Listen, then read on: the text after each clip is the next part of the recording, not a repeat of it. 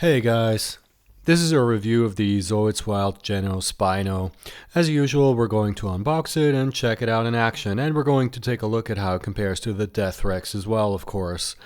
If you're wondering whether this is the last of these reviews you're going to see me, I'm going to talk a bit about that at the end of this video, but let's do the fun part first.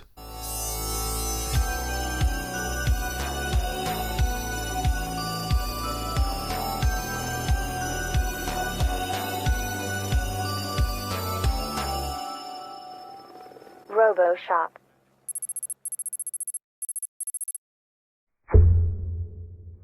Alright, so let's take a look at the box first. This thing is, of course, unsurprisingly huge because it's the same size as the Death Rex's box. I've got the camera way up and away from the desk again because otherwise I couldn't fit it in the shot.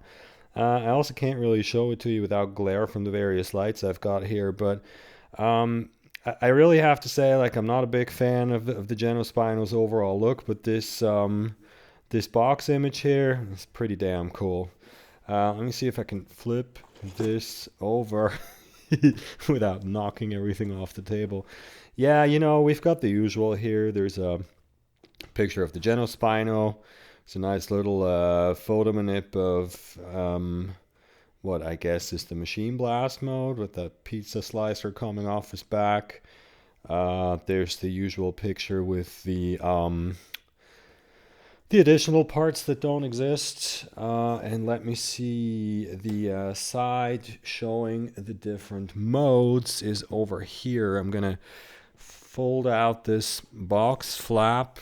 I'm also talking into my microphone from 5 different directions, so this probably sounds weird. Sorry about that, but this is really, like, getting this done is actually a technological problem for me because this box is so big. Yeah, here you go. See, parts back, regular mode. There's no picture of bone mode, interestingly, and no, hold on, no, this is bone mode. I'm sorry, it looks red from here.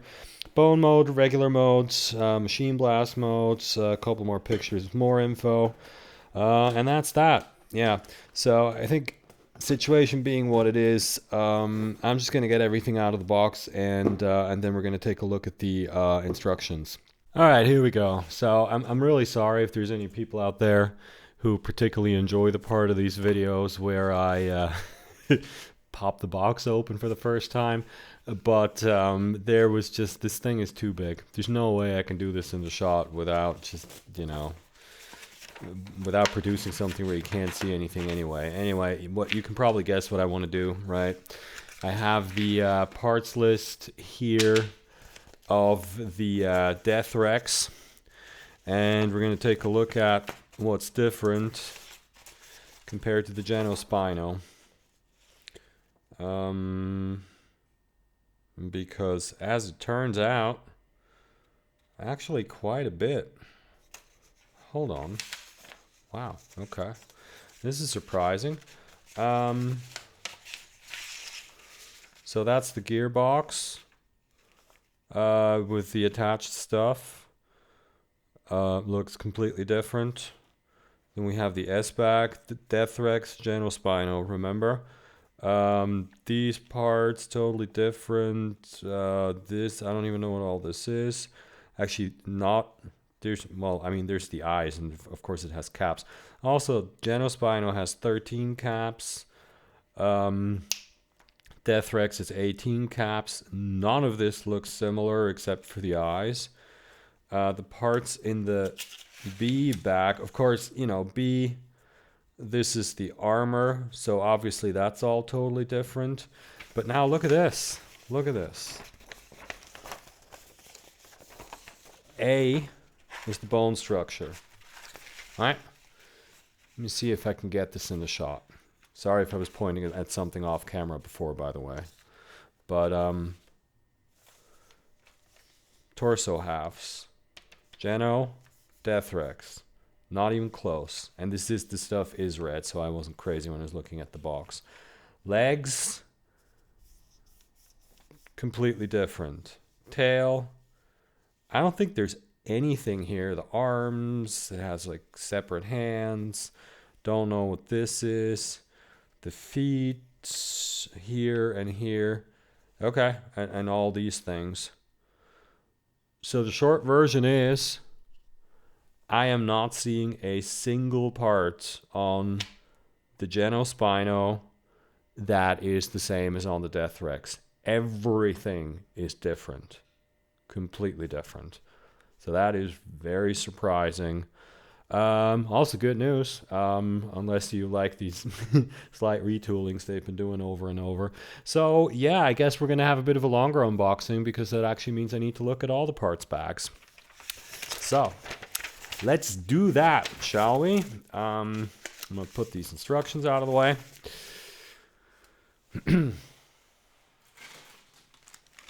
Let's just start with S. Why? Because it's the first bag I accidentally grabbed. Get the big ass knife of knifing. So it's, yeah, the problem here is that I don't know what any of this is.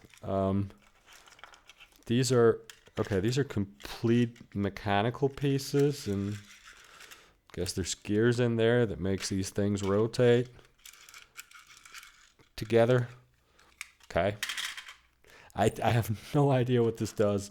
Sorry if I sound like an idiot, but the eyes are silver, pretty standard, you know. So it's wild type eyes. We're gonna look at this in a second. And no, I'm not gonna forget this time. Standard motorcycle type pilot. The caps are second generation Zoids wild caps with rivets on them.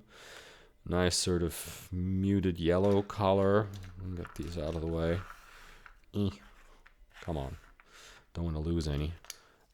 We've got, oh, this also, look, this has, there's a coil spring in here, makes this snap back. Whole lot of detail here.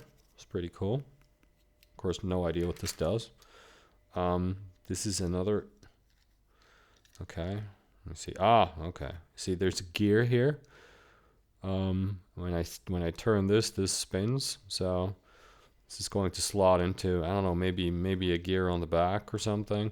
This looks like it's the arm that brings the pizza slicer forward. Another one of these. If I had to guess, I'd say probably, see, this probably goes together like this somehow. And these are going to drive like the legs and the arms and stuff, obviously. I mean, these are pretty standard. They're different from the Death Rex, but you can tell what they are. I mean, it's a Zoids kit, you know, they're not that different. And finally, for the S-Bag at least, we have the sticker sheet. This, I guess, is the, it actually says GS. This is the Geno Spino's little icon. We have warning stripes here, a whole lot of the usual sort of militaristic caution designs that we're used to from these newer Zoids Wild kits now. Cool stuff. Next, this is B. Also, for no reason other than it's what I grabbed first when I was reaching down. Get this out of the way.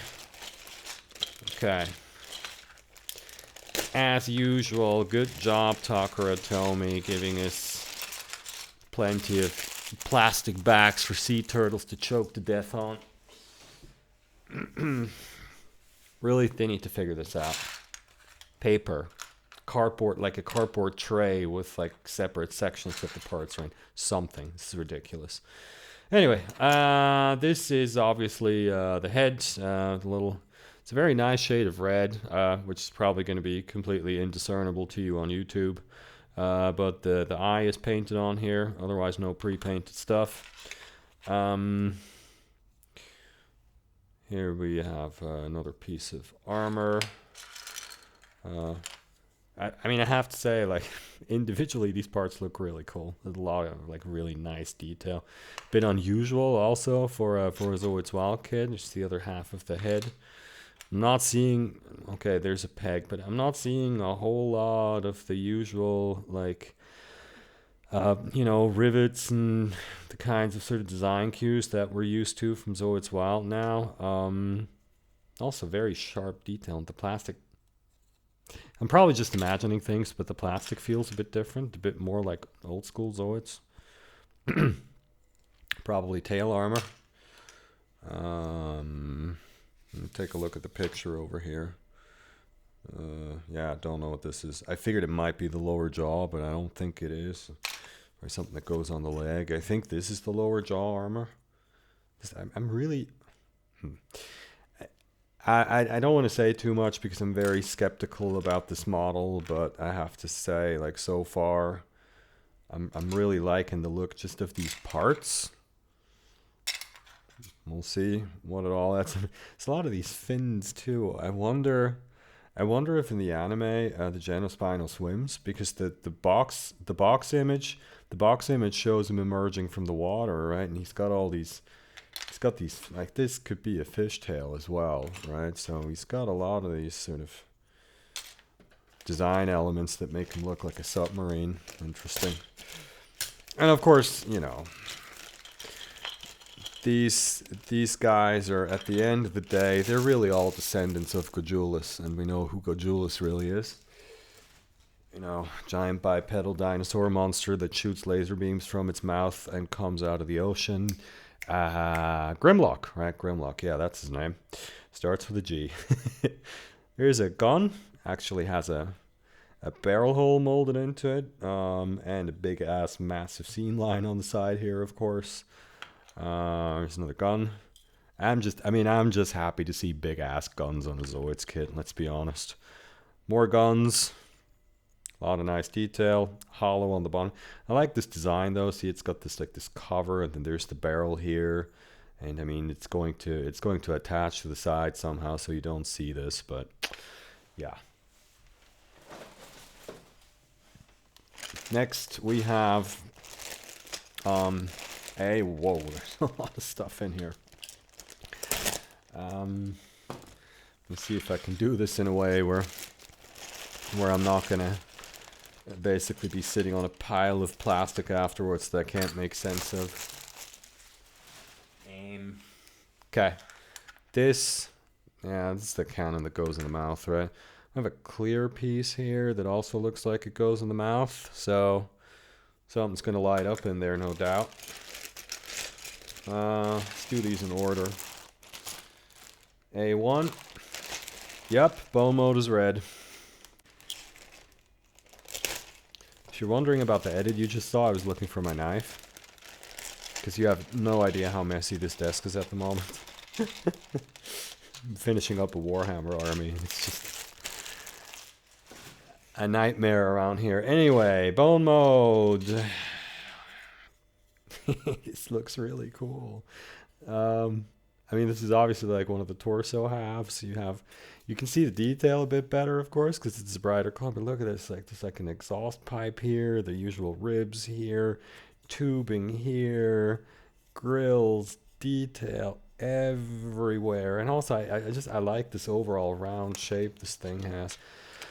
Man, I hope this looks good when it's all put together. Here's the top of the head. Yeah, looks like a Death Rex head that someone stepped on. Arms also, piston, tube, holes, ribs, detail, screws, everything. And this is the other half of the torso. No need to look at that. The other arm. This is also, you know, take a look at this. The collar combo. Yeah, this is relevant to my interests. A2. Hold on. Whoops. Just dropped something. Something completely unrelated to this review, because this place is a mess. Did I mention this place is a mess? Because it's a mess. Alright. This is, I guess, a leg. What's the other one? Pistons, tubes, detail everywhere.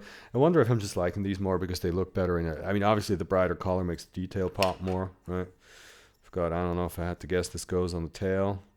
Detail everywhere. There's basically no flat surfaces here without any detail molded into them. This is the other half of the head, I think. No, it's the lower jaw, idiot. Right, it's the lower jaw.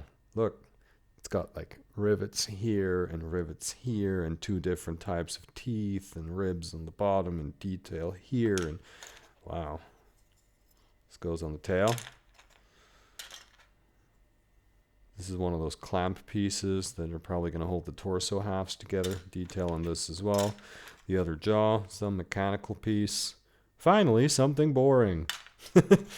And this is the tip of the tail. That's these bone ribs molded into it. Also has a lot of detail. Like even the hollow bottom, actually the way they did these like empty spaces here actually looks kind of cool. And finally, and then we're going to look at the gearbox or gearboxes. I actually don't know what's in there. Come on. Okay. These pieces here that we saw on the parts list before. Whatever the heck those are. The feet. And more and stuff in English. Okay. Here we go. So, let's see. Yeah, obviously these are the feet. These big, giant sort of stabilizer pieces here. It's kind of a shame about this between the toes here. I don't know if that was necessary. Detail here, detail here, detail on the stabilizers. Remember how on some of the NJR kits, these were just basically plastic rods. In this one, they have a ton of detail molded into them. Oops. This is one of the hands. Has a separate claw here. Number 2. And these are, oh, of course, I don't know what these are. These are, of course, the blades that go on the pizza slicer, which is why there's so many identical ones. But look at this, look at this. Detail, piston, serrated edge, and a rivet here. It's just, I mean, these really look like someone went, okay, how can I cram more detail into this?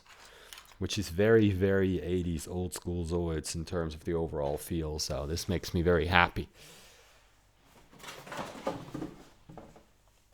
Okay, and finally, here is, see, this is why I didn't do an unboxing on screen. This is the Gearbox, and it's like in this brown insert. It's very easy to remove, luckily. Yeah, it has, boink, this. Which obviously, yeah, this is what the pizza slicer attaches to. Oh, look, you can see there's a gear in here. So obviously like this, I'm not going to do it now because I'm worried about what's going to happen, but this is going to slot on here, and this is what makes the pizza slicer rotate. And then if I had to guess, like, I mean, this obviously this is how you store it, and then it goes up, and there's a gear here that then connects, and then it rotates.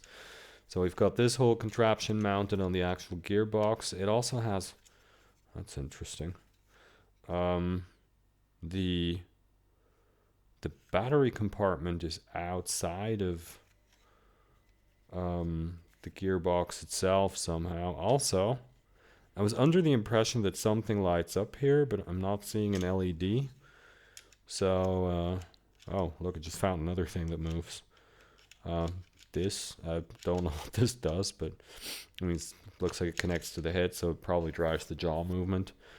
Okay, nothing else on here moves, a lot of detail. And that concludes the unboxing. I am going to build this guy now, and then we're going to take a look at what we're looking at here. Actually, hold up. I got to show you guys something real quick.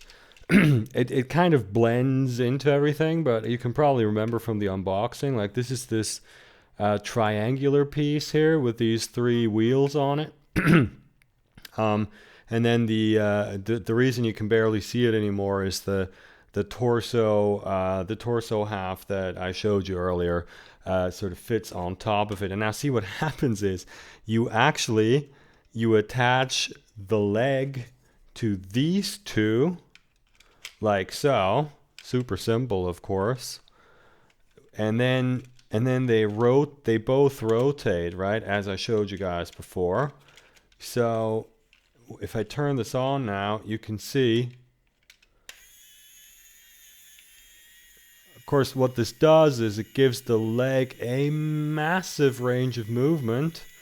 Arms move. The jaw, unfortunately, doesn't move all that much. But yeah, I'll turn this back off. I just thought this was definitely worth looking at because I'm sure you were wondering what the hell these big triangular contraptions were too. It's very unusual, definitely a new thing. So I'm going to continue with the build here. And here he is in action. Now, as you can see, the newfangled walking mechanism means there's none of the typical foot dragging that we've gotten used to from these Zoids Wild kits. At the same time, though, he's got a case of the Gajula's shakes, if you catch my drift. It's a bit weird. I also feel like if they wanted the model to lift its feet up more, they could have just finally cut the crap and start making, jointed legs. But it is kind of a neat solution just because it's new and weird, obviously.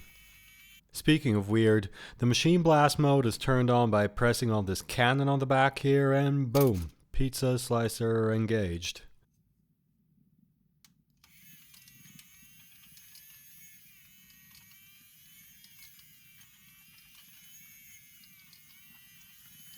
If you look closely, you can also see that in machine blast mode, the gun in its mouth lights up.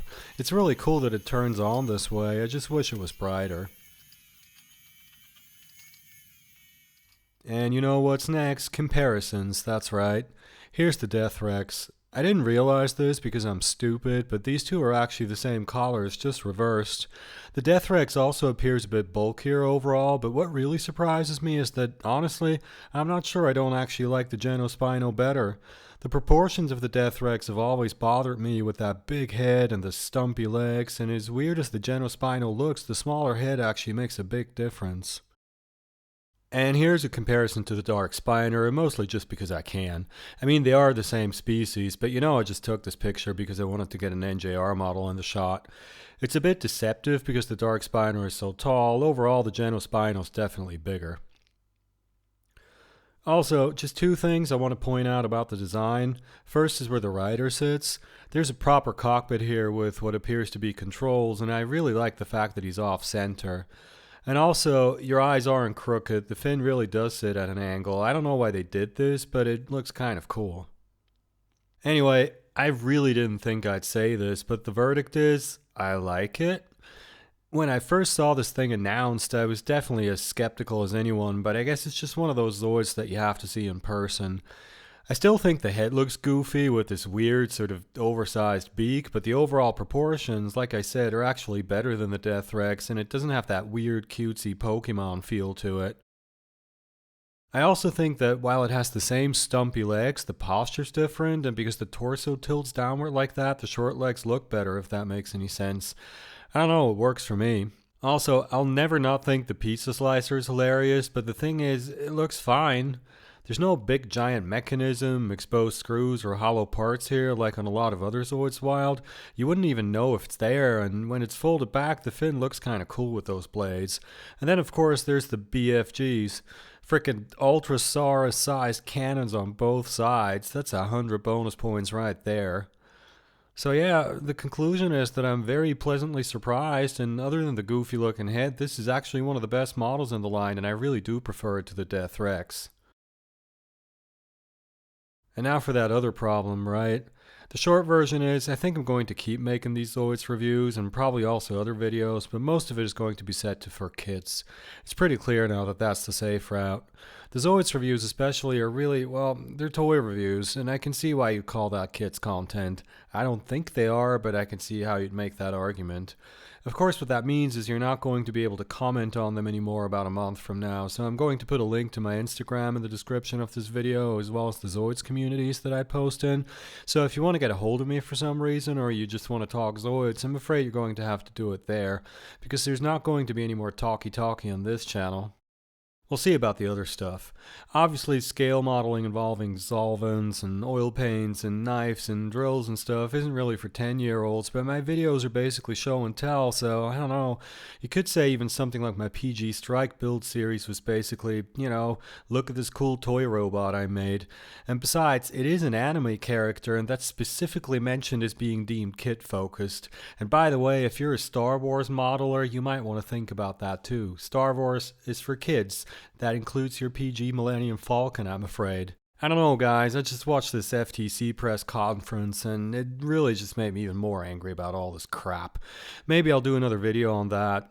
In the meantime, though, I have the Gatling Fox coming next, but probably not for another few weeks, so I don't know what's next or what rhythm I'm going to be posting at from now on. So I'll just say thanks for watching, and I'll see you when I'll see you.